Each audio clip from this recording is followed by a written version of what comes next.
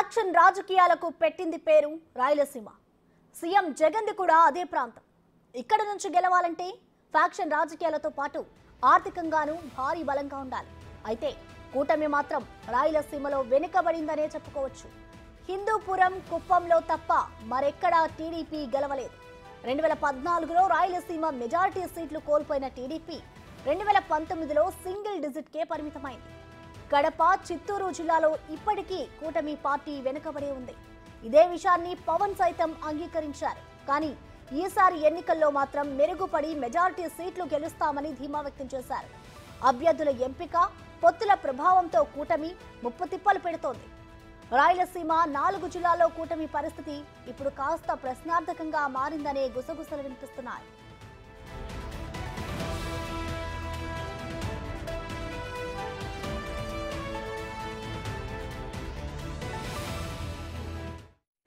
నిన్న రాజంపేట నియోజకవర్గంలో జరిగిన కూటమి ఎన్నికల ప్రచారంలో టీడీపీ అధినేత చంద్రబాబు, పవన్లు సీఎం జగన్మోహన్ రెడ్డిని టార్గెట్ చేసి పదునైన విమర్శలు గుప్పించారు.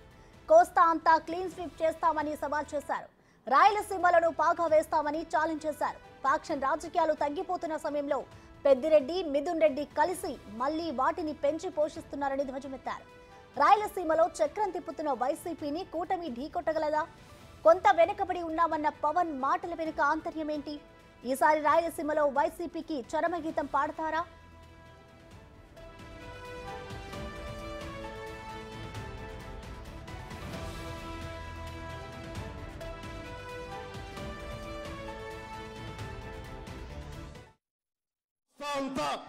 మొత్తం సమూలంగా వైసీపీని తుడిచిపెట్టేస్తున్నాం. కూటమి ప్రభుత్వం వస్తుంది, ఒక్క సీటు రాదు. అక్కడ మన రాయలసీమలో కూడా వైసీపీని నేలకి అంటించేయాలి, నేలకి తుడిచిపెట్టేయాలి అండి. ఇది మీకు ధైర్యం కావాలి. దీనికి నేను మీకు ధైర్యం ఇస్తున్నా. మీ ప్రాణానికి నా ప్రాణం అడ్డు. మీరు బయటకు వచ్చి బలంగా ఓటేయండి. మీరు బయటకు వచ్చి బలంగా ఓటేయండి. భయపడకుండా ఓటేయండి. నేను నా ప్రాణాలకి, మీ ప్రాణాలకి నా ప్రాణం అంటే అసలు బయటికి రండి. ఈ దౌర్జన్యాన్ని అరికట్టండి. జగన్మోహన్ రెడ్డిని అంత పాతాళానికి కింద తొక్కి పడేయండి.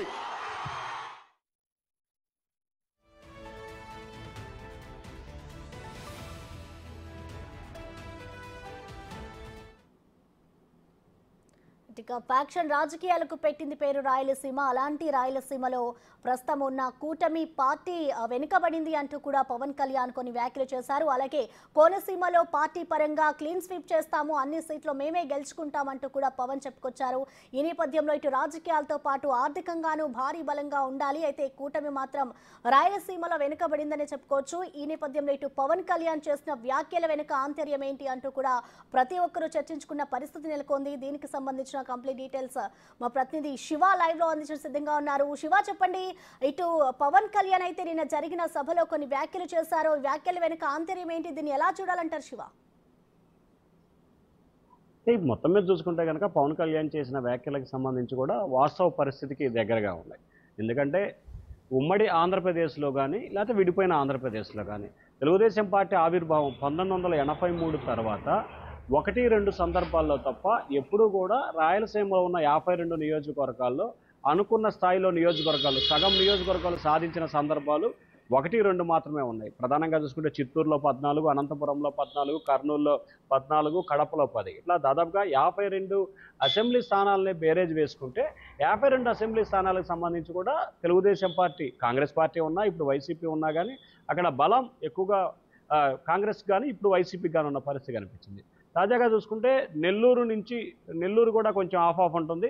ప్రకాశం నుంచి కూడా ఇటు ఉత్తరాంధ్ర వరకు దాదాపుగా ఈ 9 జిల్లాల్లో ఖచ్చితంగా మేము క్లీన్ స్వీప్ చేస్తామనేది పవన్ కళ్యాణ్ బలంగా గట్టిగా చెప్తా ఉన్నారు. ఇక రాయలసీమ విషయాన్ని మనం ప్రధానంగా గమనించుకుంటే కనుక చిత్తూరు, కడప జిల్లాలకు సంబంధించి కూటమి కొంత వెనుకబడిన పరిస్థితి కనిపించింది. ఆర్థికంగా కానీ, ఫ్యాక్షన్ పరమైన రాజకీయాల విషయంలో కానీ, లేకపోతే అక్కడున్న అభ్యర్థుల ఎంపిక, ఆ తర్వాత కూటమిలో భాగంగా పొత్తులు, చిత్తుల్లో భాగంగా ప్రామాణికం చేసుకోవడం విషయంలో కానీ ఈ 2 జిల్లాల్లో కొంత కూటమి పూర్తి స్థాయిలో వెనకబడిందని చెప్పుకోవచ్చు. ముఖ్యంగా చంద్రబాబు సొంత జిల్లా చిత్తూరులో అయితే కొంత ఇబ్బందికర పరిస్థితి కూటమికి కనిపిస్తూ ఉంది. అక్కడ దాదాపుగా 4-5 స్థానాల్లోనే గెలిచే అవకాశాలు కనిపిస్తూ ఉన్నాయని చెప్పి కూడా పవన్ కళ్యాణ్ అంతరంగికుల దగ్గర వ్యాఖ్యలు చేసిన పరిస్థితి.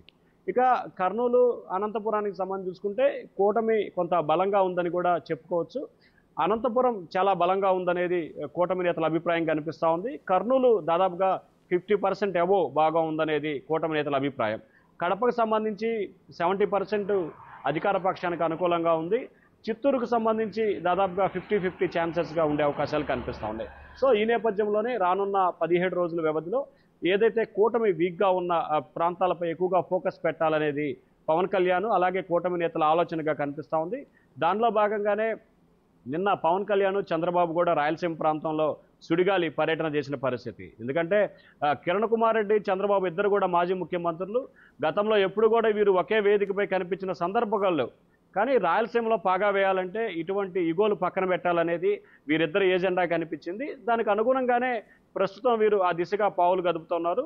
ఇంకా 4 జిల్లాలు నెల్లూరు నుంచి కూడా బాగా ఉన్నాము. ఆ 4 జిల్లాల్లోనే కొంత మైనస్ ఉంది. ఆ మైనస్ని కూడా కట్టడి చేసుకునే ప్రయత్నం చేస్తామని చెప్పి కూటమి నేతలు చెప్తా ఉన్నారు. అదే అభిప్రాయాన్ని కూడా పవన్ కళ్యాణ్ వాస్తవ పరిస్థితిని రాయలసీమలో మనం కొంత వెనుకబడి ఉన్నాం, ఖచ్చితంగా ఇక్కడ జగన్మోహన్ రెడ్డిని గద్దె దించాలంటే మీరు యాక్టివ్ కావాలనేది ఆయన అభిమానులకి కార్యకర్తలకి దిశానిర్దేశం చేసే ప్రయత్నాన్ని అయితే చేసినట్లు కూడా మనం భావించాలి. శివ, అలాగే చూసుకుంటే పవన్ కళ్యాణ్ కూడా జగన్ కి రాయలసీమలో చరమగీతం పాడాలి అంటూ కూడా అందరికీ పిలుపునిచ్చారు. సో ఈ నేపథ్యంలో ఇప్పుడు కూటమి దీనికి సంబంధించి రాయలసీమలో పాగా వేయాలంటే మున్ముందు ఎలాంటి ప్లాన్స్ చేస్తుంది అనుకోవచ్చు శివ? ఖచ్చితంగా అక్కడ 3 ప్రధానమైన అంశాలు. ఒకటి, కూటమికి సంబంధించిన నేతలు ఫ్యాక్షన్ రాజకీయాలకి అలవాటు పడాలి. ఎందుకంటే రాయలసీమలో ఉన్న 52 నియోజకవర్గాల్లో 30 నియోజకవర్గాల పైగా కూడా ఫ్యాక్షన్ ప్రభావిత ప్రాంతాలు. సో ఆ 30 నియోజకవర్గాల్లో అభ్యర్థులు ఎవరైతే ఉన్నారో వారు ఫ్యాక్షన్ రాజకీయానికి లింక్ అయి ఉంటే ఖచ్చితంగా అక్కడ కొంత ఎడ్జ్ అయ్యే అవకాశం కనిపిస్తూ ఉంది. 2, ఆర్థిక పరమైన అంశాలు. సో ఆర్థిక పరమైన అంశాలకు సంబంధించి చూసుకుంటే రాయలసీమ 4 జిల్లాలకు సంబంధించి కూడా పెద్దిరెడ్డి రామచంద్రారెడ్డి, ఆయన కుమారుడు మిథున్ రెడ్డి, అలాగే కడప ఎంపీ అవినాష్ రెడ్డి, వీరు ముగ్గురు కూడా ప్రస్తుతం అధికారంలో ఉండటం కూడా చాలా బలమైన ఆర్థికంగా బలమైన నేతలు ఉన్నారు. వీరు ఒక్కొక్క నియోజకవర్గానికి 100 కోట్లు పెట్టడానికి కూడా సిద్ధమవుతున్న పరిస్థితి కనిపిస్తూ ఉంది. కానీ కూటమి నేతలు అధికారం లేకపోవడం, ఆర్థిక పరమైన ఇబ్బందులు ఉన్నాయి కాబట్టి ఆర్థిక పరంగా పూర్తి స్థాయిలో కూడా సెటిల్ చేసే ప్రయత్నాల్లో వాళ్ళు కూడా ఉన్నట్టు తెలుస్తోంది. ఆ దిశగా కూడా ప్రయత్నాలు చేస్తున్నారు. ఖచ్చితంగా ఆర్థిక పరమైన అంశాల్లో కూడా ఖచ్చితంగా మున్ముందు సెట్ అవుతామని చెప్పి ఆ పార్టీ నేతలు భావిస్తున్నారు. సెట్ చేసుకోవాల్సిన పరిస్థితి కూడా ఉంటుంది. ఇక 3వ అంశానికి చూసుకుంటే కూటమికి సంబంధించి ఎక్కడైతే ప్రధానంగా పోటీ చేస్తున్నారో, ముఖ్యంగా రాజంపేట పార్లమెంటు విషయంలో కానీ, ఇటు చిత్తూరు అసెంబ్లీ విషయంలో కానీ, చిత్తూరు ఎంపీ విషయంలో కానీ, సో ఈ 3 చోట్ల కూడా కొంత కూటమి నేతల లుకలుకలు ఉన్నవి. వాటిని సెట్ చేసుకోవాల్సిన పరిస్థితి, ఇమ్మీడియట్గా చేయాల్సిన పరిస్థితి అది కూడా కనిపిస్తూ ఉంది. సో ఈ మూడింటిని కనుక వారు ఐడెంటిఫికేషన్ చేసి సెటరేట్ చేసుకోగలిగితే ఖచ్చితంగా రాయలసీమ ప్రాంతంలో కూటమి కూడా అనుకున్న దానికంటే ఎక్కువ స్థానాల్లో గెలిచే అవకాశాలు ఉన్నాయని చెప్పి వారు ఆశాభావాన్ని వ్యక్తం చేస్తున్నారు. దానికి అనుగుణంగానే రానున్న 4-5 రోజుల్లో కార్యాచరణ రూపొందించే ప్రయత్నాలు చేస్తున్నట్టు కూడా తెలుస్తా ఉంది. Thank you Shiva.